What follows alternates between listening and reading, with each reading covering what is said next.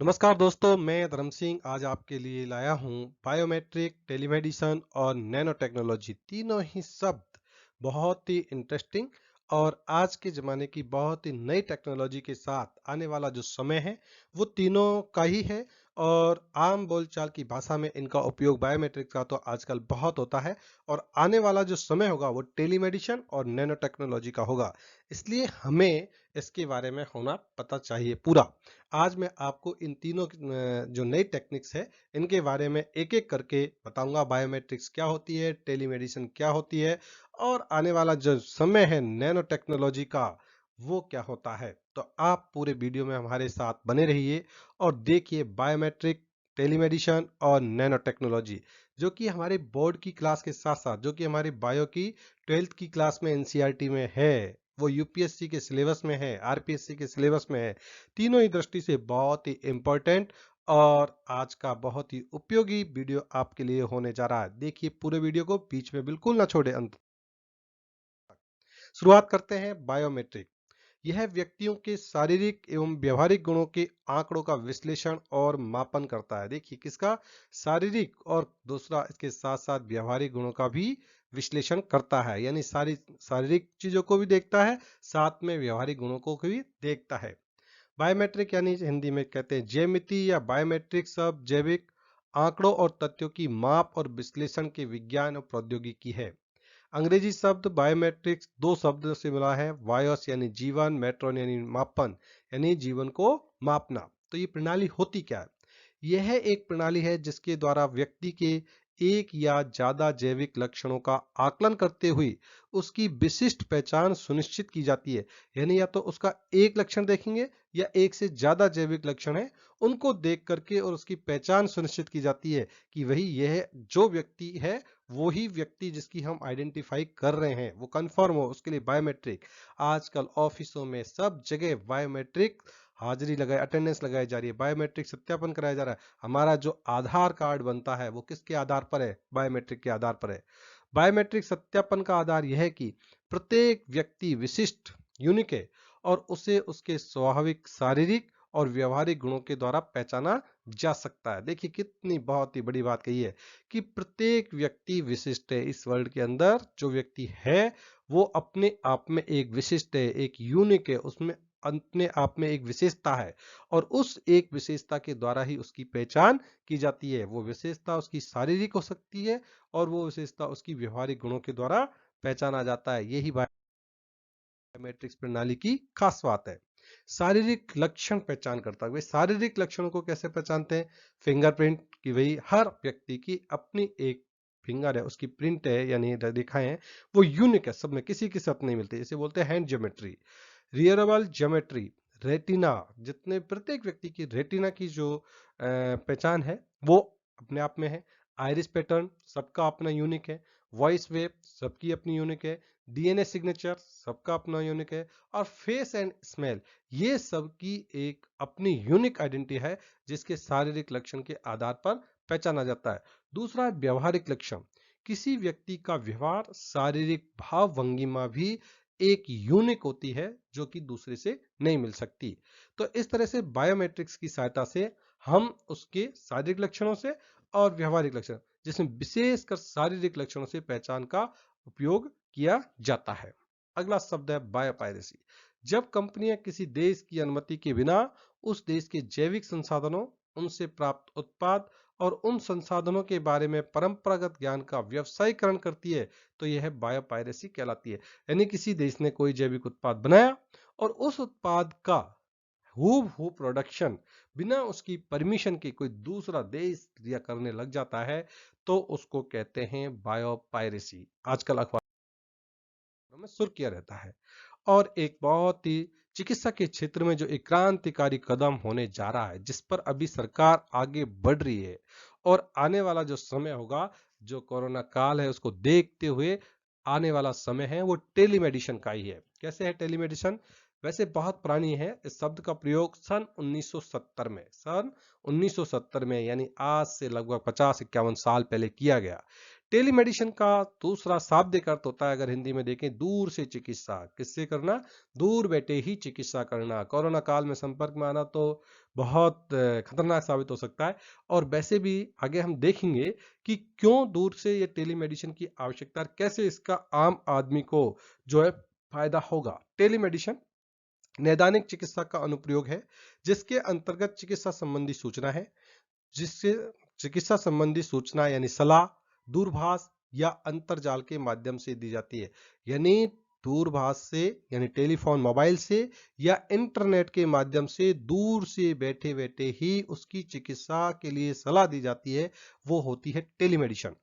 Telemedicine आधुनिक प्रौद्योगिकी एवं दूरसंचार का उपयोग करते हुए संवादात्मक स्वास्थ्य देखभाल प्रदान करने की क्षमता है।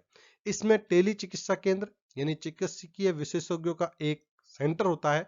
वहां पे सभी विशेषज्ञ जो है डॉक्टर होते हैं, विशेषज्ञ होते हैं, कंप्यूटर नेटवर्क के द्वारा जुड़े रहते हैं। और वो क्या है? एक कंप्यूटर नेटवर्क के द्वारा जुड़े रहते हैं।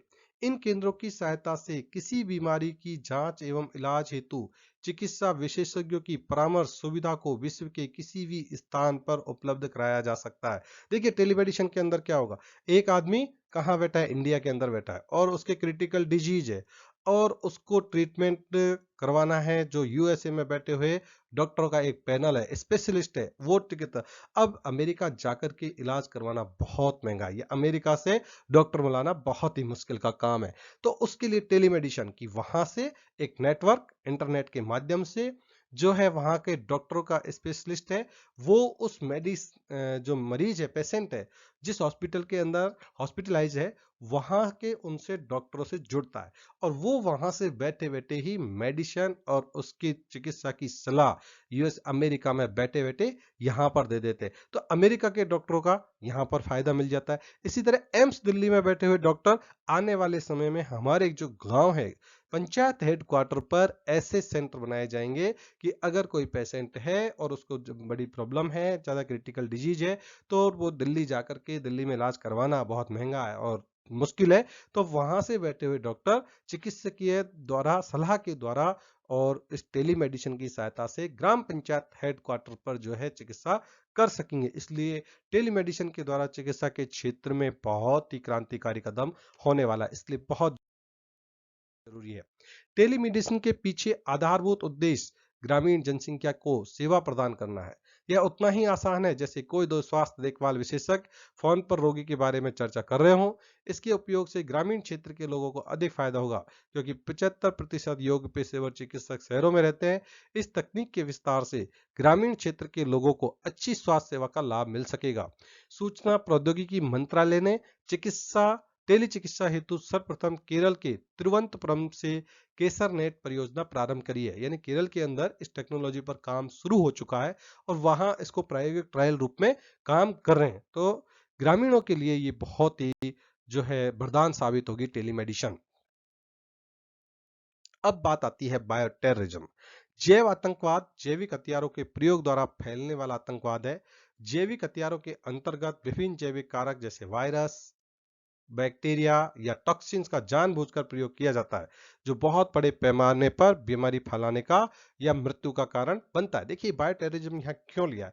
हालांकि इसकी पुख्ता नहीं है, पर एक जब कोरोना शुरुआत में फैला था तो ऐसा माना जाता है कि इसको चाइना की वुहान जो लैब है, इस वायरस को वहां से बना करके और दुनिया के अंदर या उनसे आउट ऑफ कंट्रोल होकर के ये फैला है, जिसकी वजह से दुनिया में इतने लोग मरे हैं।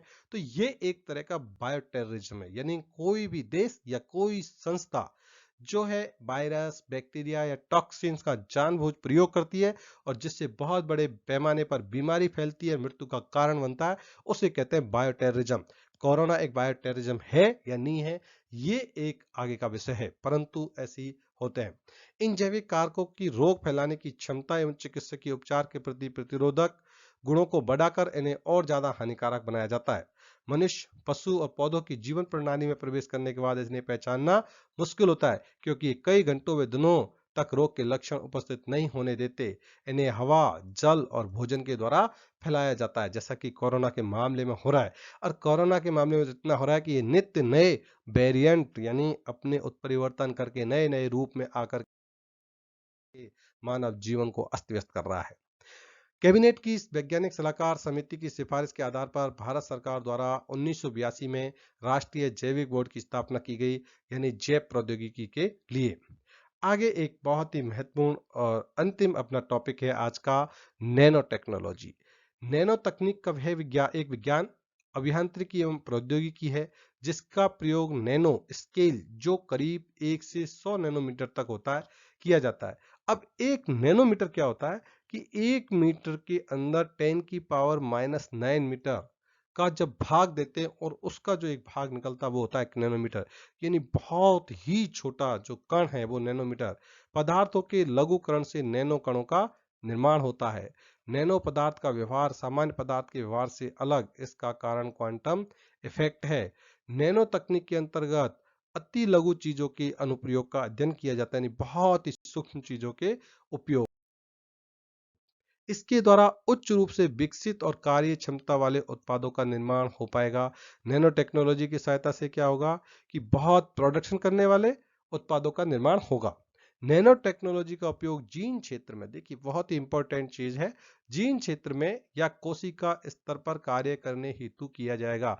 यानी सेल के अंदर जो जीन होते हैं, देखिए क्या होता है, ह्यूमन या सारे लिविंग्स किसके बने होते हैं, कोशिका के बने होते हैं। कोशिका के अंदर होता है केंद्रक, केंद्रक के अंदर होते हैं गुणसूत्र, और गुणसूत्र के अंदर डीएनए पर होते हैं जीन। तो जब नैनो टेक्नोलॉजी में रिसर्च होगी तो उस जीन में परिवर्तन किया जाएगा, उस परिवर्तन, और अभी किया जाता है, जिसी की वजह से जेनेटिक मॉडिफाई प्लांट बनाए जाते हैं, जेनेटिकल मॉडिफाई एनिमल्स बनाए जा रहे हैं। नैनो तकनीक का उपयोग मेडिसिन क्षेत्र के में प्रयोग किया जाता है। नैनो सुई से जहां बीमार कोशिका को सीधे टीका लगाया जाना संभव है, यानी जो सेल्स जहां से हमारे बीमारी की किसी की शुरुआत हो रही है वहां सीधा टीका लगाया जाना संभव है, वही नैनो रोबोट द्वारा डीएनए की मरम्मत की जा सकेगी। यानी आने वाले समय में डीएनए जो आनुवंशिक गुणों का वाहक होता है उसकी भी मरम्मत की जा सकेगी। नैनो तकनीक के सिद्धांत को देखिए कितनी पुरानी है वैसे 1959 में सर्वप्रथम नोबेल पुरस्कार विजेता भौतिक शास्त्री रिचर्ड फिनमैन ने प्रस्तुत किया था। तकनीक बहुत पुरानी है, मतलब सब बहुत पहले से इस पर काम चलता आ रहा है, पर आने वाले जो समय है उसके अंदर नैनो टेक्नोलॉजी का जो है जमाना आएगा। दोस्तों ये हमने जो मेन पॉइंट देखा, बायोमेट्रिक्स देखा, हमने टेलीमेडिसिन देखा, हमने नैनो टेक्नोलॉजी देखा, तीनों ही शब्द आने वाले समय के लिए बहुत ही क्रांतिकारी है, एग्जाम की दृष्टि से भी बहुत उपयोगी है। उम्मीद करता हूं कि आपको हमारा ये वीडियो पसंद आया होगा। आपने अगर हमारा चैनल अब तक सब्सक्राइब नहीं किया है तो आप हमारे यूट्यूब चैनल को सब्सक्राइब करें, जिससे कि आने वाले और भी नॉलेजफुल उपयोगी वीडियो आपको समय पर मिलते रहें।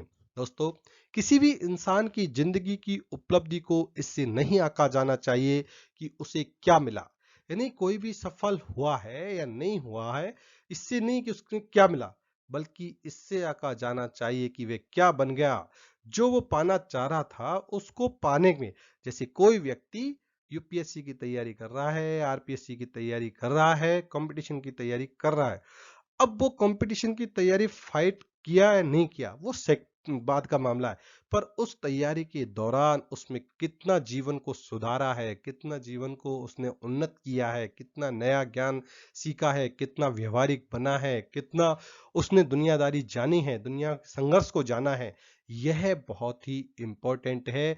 यूपीएससी की, आरपीएससी की या पढ़ाई से नौकरी मिले यही एक मात्र टारगेट नहीं होता। पढ़ाई के द्वारा अपने जीवन को सुधारा जाता है, जीवन में चरित्र का निर्माण किया जाता है, अच्छी आदतों का विकास किया जाता है, जो कि उसके जीवन को सुगम और अच्छा बनाती है।